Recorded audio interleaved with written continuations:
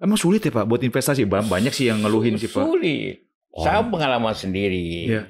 Kita sih siap untuk bikin listrik. Pemerintah minta bikin listrik terbarukan. Kita siap bikin. Iya Pak.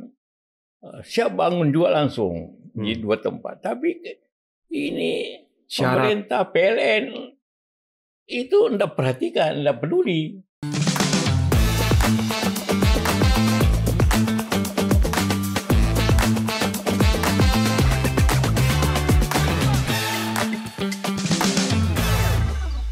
Pak, dulu zaman Pak JK sama Pak SBY pertumbuhan ekonomi pernah 6 ke 7 gitu Pak ya? Ya.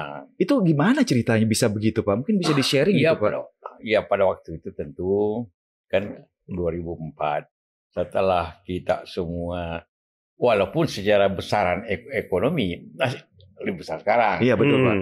APBN kita waktu itu baru sekitar 600 triliun. Iya. Sekarang kan 3.000. 3.000. Waktu nilainya tentu beda betul, kan. Betul.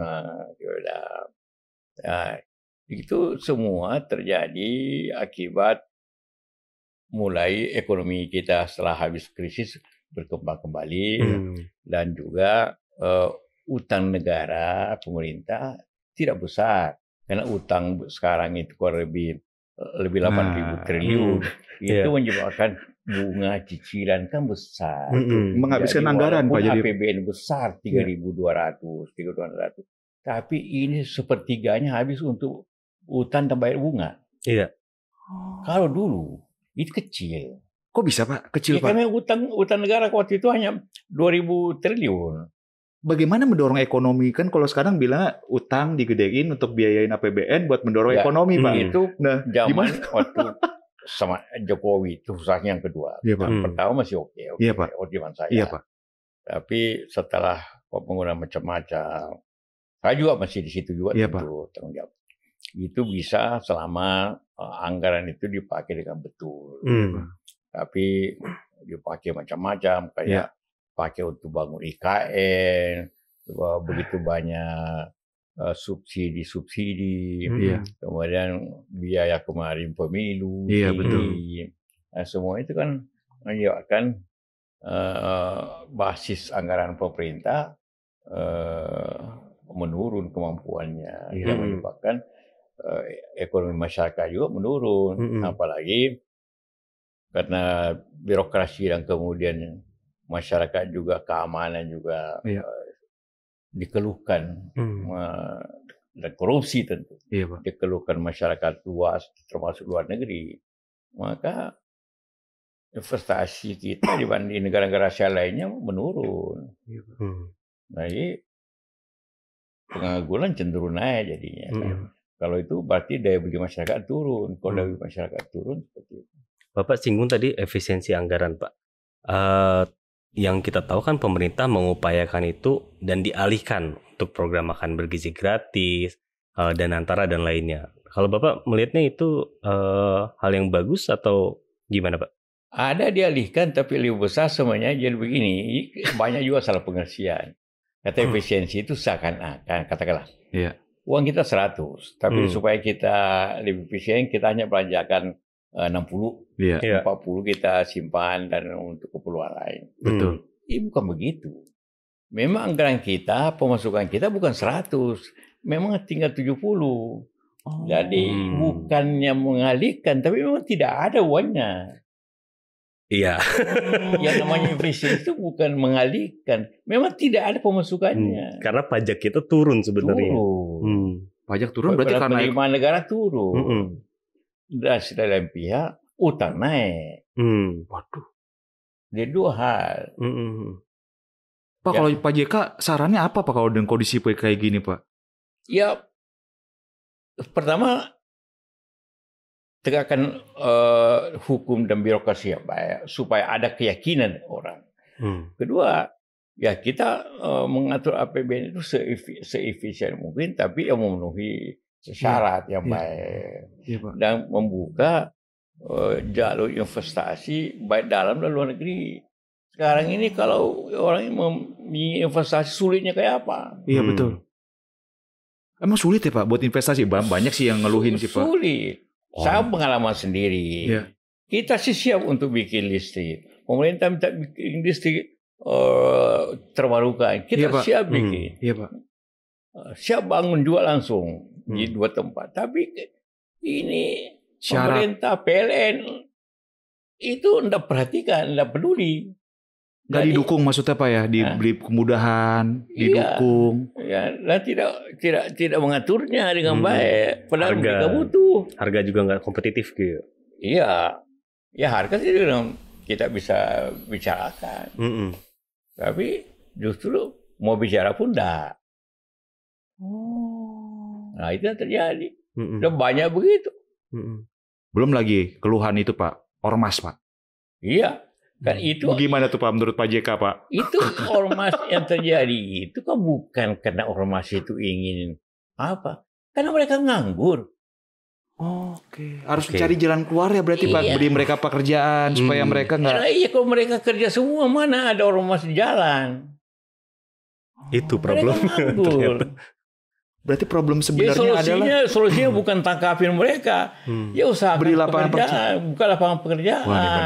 Pekerjaan itu pemikiran Pak JK ini nih di kita. Itu. Makin banyak penganggur, makin banyak semacam ormas itu. Pak banyak orang bilang, tadi Bapak bilang Vietnam, Thailand. Kayaknya kita kalah banget ya Pak sama Vietnam ya Pak. Vietnam pertumbuhannya udah hampir 8%, 7, sekian Pak. 8%. Yang sekarang tinggi itu Vietnam dan Filipina. Kenapa tuh Pak? Menurut itu kepastian hukum tadi Pak? Iya. Kemudian berinvestasi Pak? Ya, banyak saya ke Vietnam tahun lalu. Lihat bagaimana mudah sekali orang investasi. Mencari tanah di mana pemerintah akan bantu siapkan. Itu kalau kita kan bicara apa itu maklar tanah apa macam-macam. Bisa gak sih Pak Indonesia bisa begitu Pak? Mestinya bisa. Dan itu kan terjadi bikin industri estate banyak. Dan pemerintah yang siapkan itu bisa. Tapi jangan lepas terlalu jauh. Ya, itu menyulitkan kita.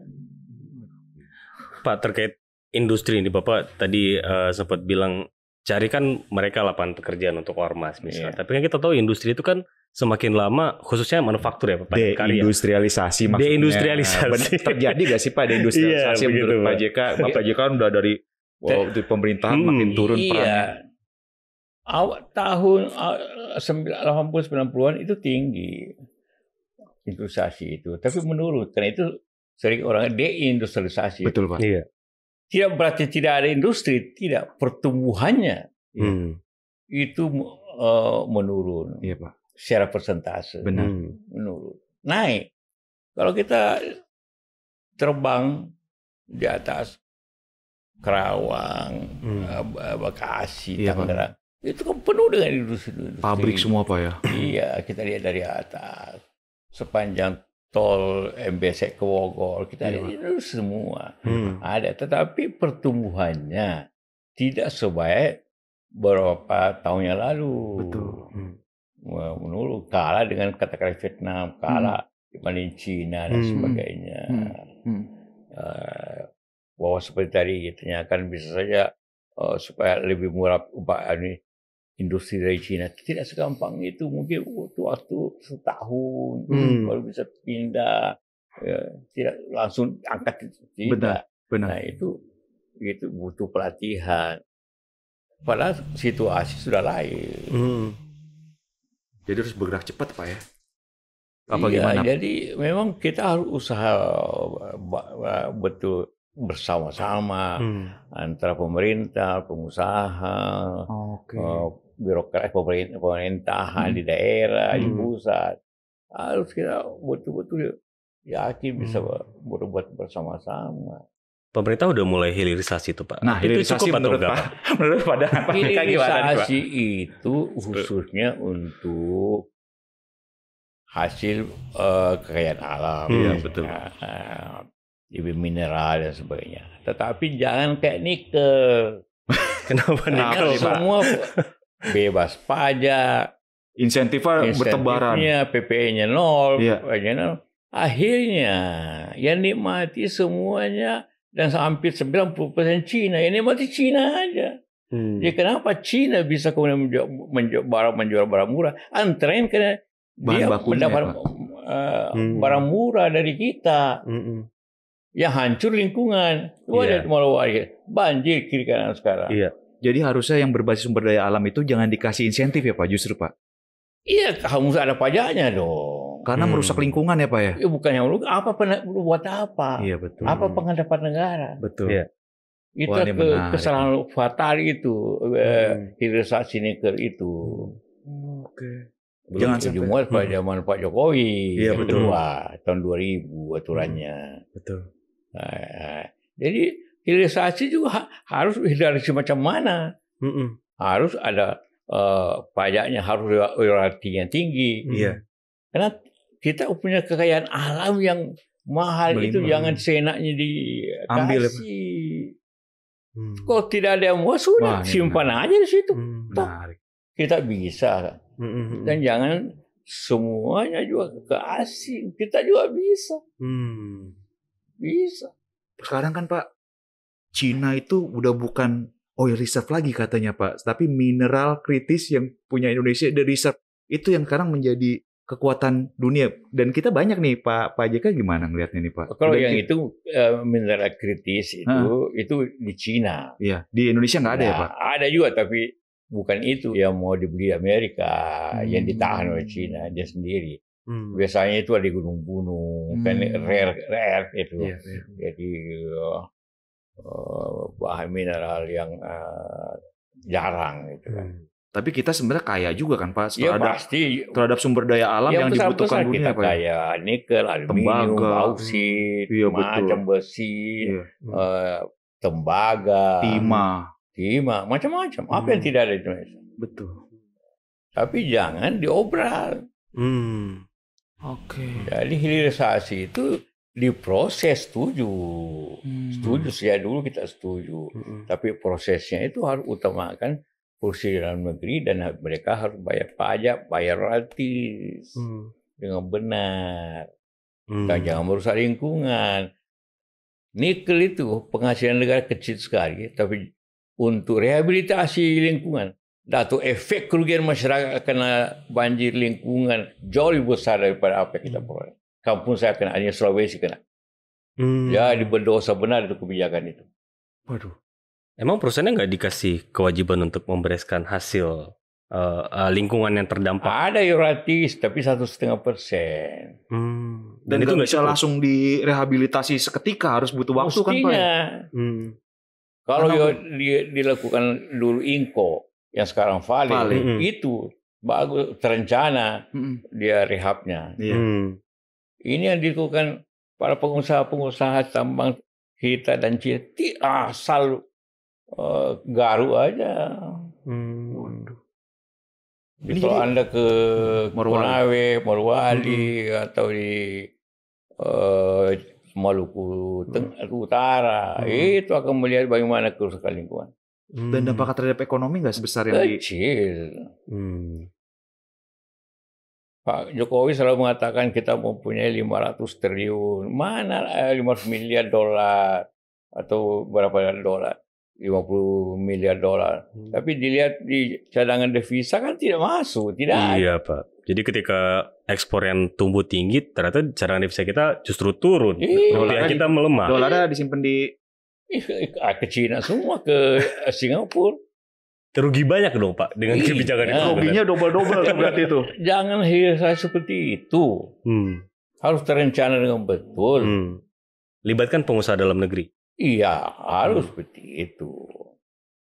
Pak Prabowo punya cita-cita ekonominya suatu saat bisa pada jam pemerintahannya bisa tumbuh 8%. Tadi Bapak lihat kan drivernya di mana sih Pak? Kalau kan Pak JK dulu pernah 6-7%. Bisa terulang lagi gak sih Pak kira-kira Pak dengan kondisi sekarang Pak? Ya, dalam kondisi sekarang 8% itu sulit sekali. Ya. Dan bahkan dalam 5 tahun atau 4 tahun ke depan susah Pak? Ya, kita melihatnya ke depan saya 2-3 tahun ekonomi dunia tidak akan tumbuh seperti itu. Nah, kalau ekonomi tumbuh kita juga tetap aja ekonomi sektor pemerintah juga dan sektor swasta apabila tidak berubah semua sikap kita akan begini. Itu contohnya gini saja. Kalau ekonomi tumbuh dan banyak pasti banyak peresmian pabrik kan? Betul. Iya. Di mana kan peresmian pabrik? Berita-beritanya sepi Pak, malah berita PHK yang banyak. Jadi itu lihat seperti itu. Jadi memang ya cita-cita sih oke, tapi kan itu kerja keras. Saya yakin Pak Prabowo kan kerja keras untuk itu, untuk mencapai. Tapi juga tanpa didukung oleh pemerintahan pusat dan daerah yang baik, itu tidak akan dicapai. Kita dukung itu. Ya, siapa sih yang tidak mau negara kita tumbuh tinggi? Betul. Kalau Vietnam bisa tumbuh 8%, Filipina bisa tumbuh 7%, mestinya juga kita bisa kan. Kita lebih kaya dari mereka, dari sumber daya alam. Betul, Pak. Iya, tapi beginilah yang terjadi. Tim ekonomi menurut Pak JK gimana? Kuat gak, Pak? Tim ekonomi boleh saya itu merencanakan, tapi pelaksanaannya kan beda lagi kadang-kadang. Yang seperti saya katakan tadi, ini faktor dunia tentu, faktor birokrasi dalam negeri dan juga korupsi dalam negeri, semua level mesti dibayar. Capek itu orang investor itu untuk masuk ke sini. Walaupun sebenarnya pasar kita luas. Vietnam penduduknya tidak lebih daripada 100 juta. Betul. Kita 240, 3 kali lipat daripada Vietnam. Artinya kalau orang investasi dalam negeri, pasar dalam negeri luas di Indonesia. Betul. Dan apapun bahan bakunya ada sama kita. Betul. Mau mineral, mau katakanlah tanaman sawit atau apapun cukup untuk kita semuanya. Tapi kalau pengusahanya semua dicurigai ataupun apa, ini kan akan terlihat semua sama orang sehingga orang takut masuk. Pak, ini juga perdebatan ya, kayak kita bilang. Kita sering dapat keluhan dari pengusaha daya beli melemah. Sementara dari pemerintah bilang daya beli melemah. Gimana ngeliatnya gitu? Ini perasaan aja apa data? Nah, Pak JK ini pernah di pemerintahan, sekarang juga pengusaha. Dalam situasi sekarang itu benar gak sih Pak daya beli kita tuh Pak ada? Daya beli itu berasal dari pendapatan kan? Iya. Jadi bukan daya beli dulu. Jadi berarti pendapatan menurun, sehingga daya belinya turun. Nah, pendapatan itu berasal daripada dia punya pekerjaan. Betul. Berasal daripada kalau ada proyek-proyek pemerintah yang berjalan. Berasal daripada investasi masyarakat. Iya, betul. Nah, ini semua menurun sehingga pendapatan masyarakat menurun, otomatis daya beli menurun. Betul, Pak. Kan gitu. Kondisi sekarang menurun, Pak? Menurun dong. Lihat aja pasar modal dan pasar saham. Ya. Lihat aja Tanah Abang. Tidak seramai dulu kan? Iya, Pak. Lalu pasar-pasar lainnya atau toko-toko di mall, lebih banyak orang makan di mall. Iya betul, dibanding belanja ya Pak. Iya, belanja juga tapi makan. Iya belanja makan, bukan belanja baju, bukan belanja. Ya. Apa yang harus dilakukan tadi itu Pak, menciptakan lapangan kerja, menciptakan industri-industri yang memang gak gampang gitu Pak ya. Jadi intinya di pendapatan. Jadi berikanlah pendapatan itu berasal dari lapangan kerja dan investasi. Dua hal. Pak, menyangkut investasi kan Bapak tadi menyebutkan banyak sekali hal-hal yang mengganggu investasi masuk ke dalam negeri. Salah satunya perizinan. Padahal kita tahu banyak sekali reformasi struktural lah namanya, reformasi birokrasi. Omnibus Law. Omnibus Law juga gitu. Sudah banyak gitu produknya gitu Pak. Tapi masalah ini tetap ada, tapi nggak berubah gitu. Ini apa yang lagi harus dilakukan gitu Pak? Mula kita pikir undang-undang cipta kerja, Omnibus Law. Dan itu dibikin bersama antar pemerintah dan pengusaha. Betul. Iya. Karena pengusaha juga ikut di situ. Betul. Asosiasi banyak yang sehingga banyak undang-undang itu berubah sangat berpihak kepada pengusaha. Kan? Betul. Nah, sehingga buruh memprotes atau masyarakat memprotes.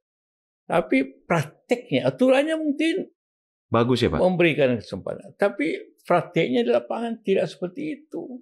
Kok bisa Pak? Apa yang salah itu? Seperti kita bicarakan tadi, masalah birokrasi pemerintahan, masalah korupsi, masalah pungutan, masalah apa. dan tidak semudah itu. Berbeda dengan negara lain. Kita ada investasi di India. Itu isinya gampang di India. Gimana Pak? Apa bedanya sama Indonesia Pak kalau di sana? Ya sama-sama ya ekonomi kita plus minus lah ya. Tapi untuk investasi di situ tidak serumit yang kita lakukan. Ya. Serumit. Di Indonesia maksudnya sekarang ada untuk membuat garam barata. Iya. Dan pompa minyak apa-apa. Kenapa kita bikin di situ? Karena kita sudah mengekspor ke Cina, ke India, garam barata kira-kira 300. Airport. Semua airport di India yang baru itu semua garam baratanya bukan. Ya, tapi kemudian bikin peraturan tahun lalu bahwa harus made in India. Local content in India. Maka tidak ada cara lain. Bikin pabrik di India. Bikin di sana. Tapi komponennya dari Indonesia. Iya. Ya, tapi pabriknya di sana. Iya. Nah, itu mudah. Tidak rumit dia punya masalah. Dan saya dengar juga pasar saham, pasar modal India lebih berkembang Pak. Sekarang investor asing pada pilih India Pak. Iya karena orang-orang India banyak menguasai perusahaan besar. 5 perusahaan teknologi di Amerika, 4 CEO-nya orang India. Ya. Pinter-pinter juga berarti mereka bisa bersaing sama China kalau sekarang nih. Mungkin. Kalau CEO atau orang-orang di perusahaan lebih banyak India daripada China di Amerika. Ya semua Microsoft, betul. Apple, semua itu CEO-nya India. Artinya bahwa kemampuan manajerial India bagus. Itu tercermin juga dengan keadaan di India sendiri. Walaupun di sana korupsi juga banyak, tapi bisa diatasi.